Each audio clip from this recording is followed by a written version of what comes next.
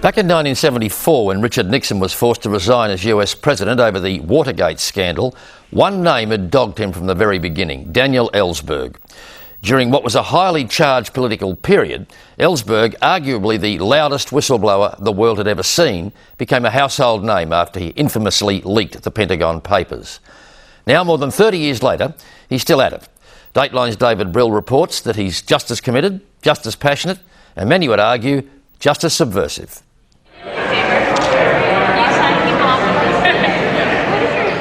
At 75, most people are happy to move quietly into retirement, their life's work done. But Daniel Ellsberg played a crucial role in the removal of one president back in 1974, and now has his sights set on President Bush.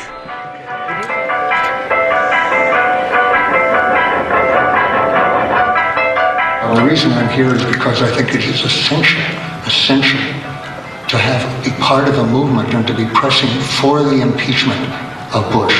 For us as a people... As a committed activist, Ellsberg has joined this small but growing coalition to impeach the president. In his view, George Bush is America's biggest liability.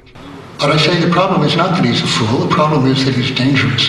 He's dangerous to the security of this country and the world, and he's dangerous to our democracy. They say every man needs protection. Political activism is nothing new to Daniel Ellsberg. 35 years ago, he became the most famous whistleblower in the world when he leaked the Pentagon Papers. It made him a marked man under the Nixon administration, but now he's grown used to dealing with that. Somewhere so high above. The chance that there are not government representatives in here now recording this program is negligible. It's not worth considering. So I say to them, you are acting as secret police in the United States of America. Political police working on political dissent, defining as treason the criticism, and you should reconsider what you're doing.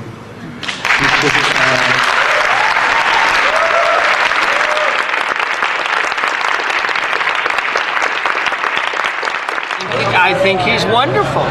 I think he also tried to show the American people when the government is doing things that are not right. What do you think of him? Oh, he's a great man. He's a wonderful man. I've been aware of him since I was, 50 years ago, I guess. Daniel Ellsberg started life right at the heart of the establishment. After graduating top in his year at Harvard University, he became a Marine commander in Vietnam. Later, he worked for the US Defense Department and the State Department. By the late 60s, he was working on a classified defense report that opened his eyes to the truth about the Vietnam War. It was a major turning point in his life. I realized I'd been part of a system that lied from top to bottom in a question of murder.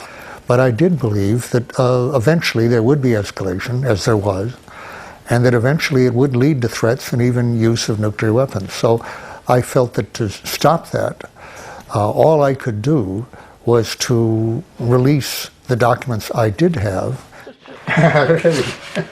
Ellsberg took the extraordinary decision to leak 7,000 pages of top-secret Pentagon documents. He was fully aware that by challenging the Nixon government so directly, he was risking a lengthy jail term. I gave them to the Senate in 1969, the fall of 1969. They didn't come out till 71. I wasted 22 months really hoping that Congress would hold hearings and subpoena witnesses and really investigate the whole question, but they shied away from releasing classified documents.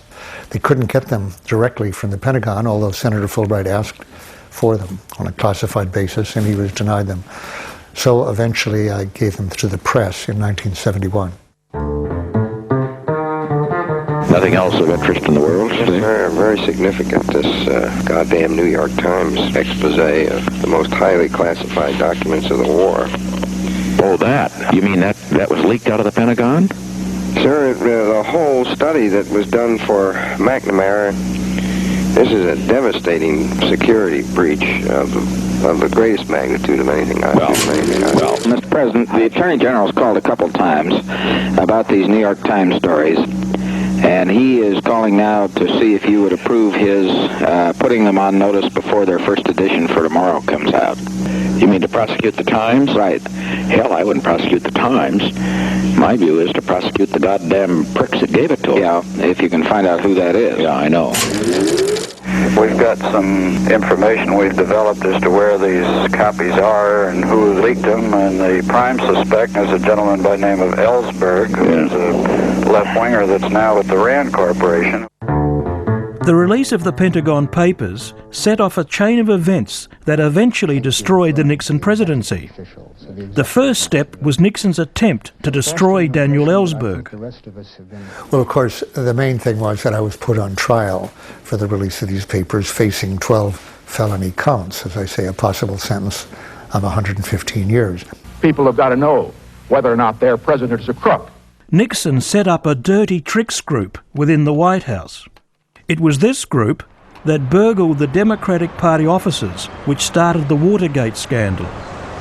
Their first job, however, was to silence Daniel Ellsberg. He then established a group in the White House, headed by a former CIA and a former FBI agent.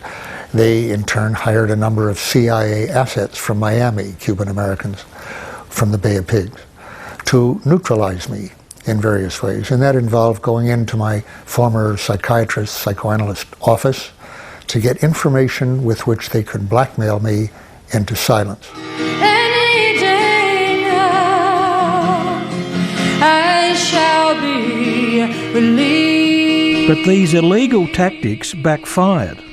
All charges against Daniel Ellsberg were dropped, and the press's right to publish the Pentagon Papers was affirmed by the Supreme Court. The decision was a great one. The story today is what the Constitution of this country means to us. I've never appreciated what the meaning and importance of separation of powers is so much as in the last week. What does this mean to your own case? I'm not worrying about my case today. I'm celebrating the Supreme Court case. How are you going to celebrate? My wife and I will find a way. Well, did we know this was coming out? No, we did not, sir.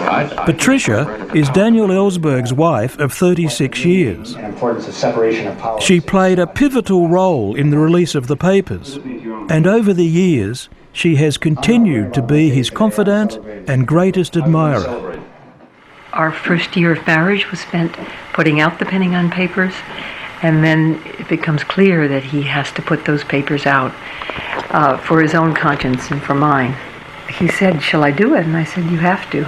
And I thought he would go to prison for the rest of his life.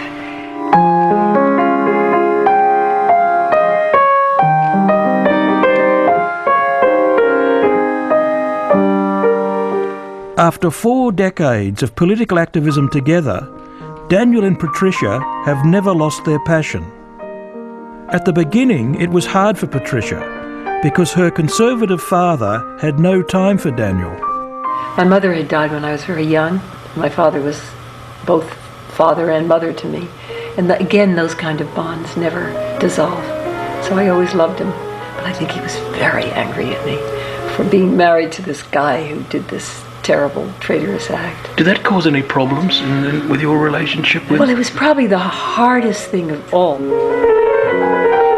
I came back from the trial and my dad took me out to lunch, and then he said, "That bum should have gone to jail." And I said, "You can't ever speak to me about my husband again." And he didn't.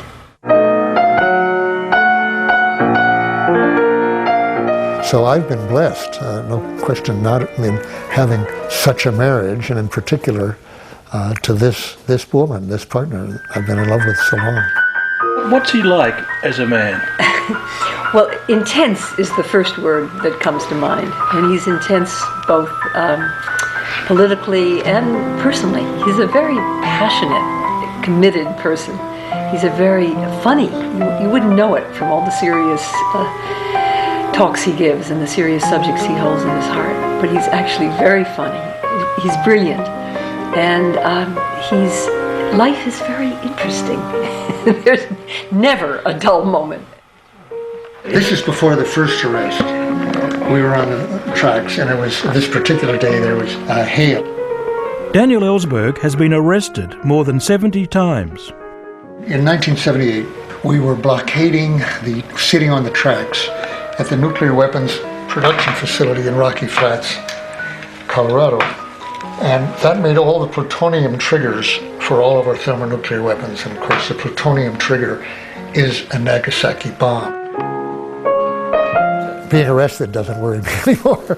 It's a routine for me, and I do it because I believe that these kinds of actions convey especially in people who are doing it for the first time or not used to it, convey a moral seriousness and a commitment and an awareness that this is a matter of conscience, a matter of morality as well as of politics. And I think civil disobedience helps on that. When he was a teenager, a very painful event helped shape Ellsberg's life and philosophy. I was in a car with my mother and sister and father who was driving in Iowa, in a very hot day, 4th of July, in straight road in cornfields in Iowa. And my father fell asleep at the wheel, and the car went off the road slightly, hit a culvert, and my mother and sister were killed. I've come to think that my own personal awareness that disaster is really possible, and that men who are otherwise intelligent and well-intentioned can take the country off the road, can fall asleep at the wheel in effect, and that you can't leave everything to them, that it's up to you somehow. Dan Ellsberg sees a direct parallel between what he did during the Vietnam War and those working inside the government today. We have 140,000 young men and women in Iraq right now who are risking their lives and their bodies every day because of the silence of people like me in the Pentagon in the early 60s who didn't tell the public what was coming. And if one or two of them, those people, has to pay a personal cost, it won't be as much as the one we've condemned our young troops to.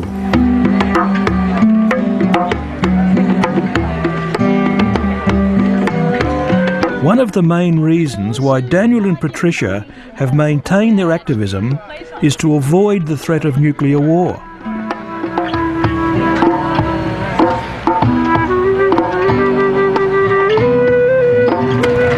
I just want to say on a personal note, also I read your book, Testament Secrets, and I just want to thank you. They are regulars at Hiroshima Day protests, this year at the Livermore nuclear facility near San Francisco. We all know him, we appreciate him, and we are honored to have him today, Daniel Ellsberg.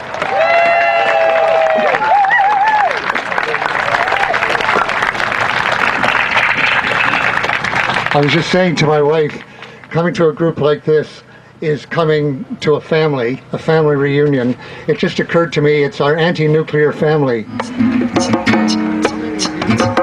When Ellsberg was inside the government, he had first-hand knowledge of nuclear war plans. And he's really worried about the current rhetoric against Iran. So I was very involved in the Cuban Missile Crisis, and we were very close to nuclear war at that time. But I've become aware of other occasions. The prospect of nuclear war in Iran would represent to me the failure of a personal involvement that I've had for 60 years now to avoid that, to avoid the next Hiroshima. A couple reporters here have asked me, why am I here today? Well, I'm usually doing something like this on August 6th or August 9th, but in this particular year, we are facing the greatest likelihood I could say in any August I can remember that the promise made to the victims at Hiroshima may be about to be broken. Those of you who were at Hiroshima will remember the famous plaque there with a pledge in Japanese and English, I think also, to the people who died there. Rest in peace, for the crime shall not be repeated. We have shut down the Lawrence Livermore Nuclear Weapons Laboratory. It is closed. How long do you think you'll continue the campaign? As long as I live. I'm afraid that I think we'll be fighting in Iraq as long as I live. Whether that's 10 years or 15 years or longer. I think it will take us longer to get out of Iraq than it did in Vietnam, despite the turbulence there and the prospects of civil war and the total lack of success. To the police.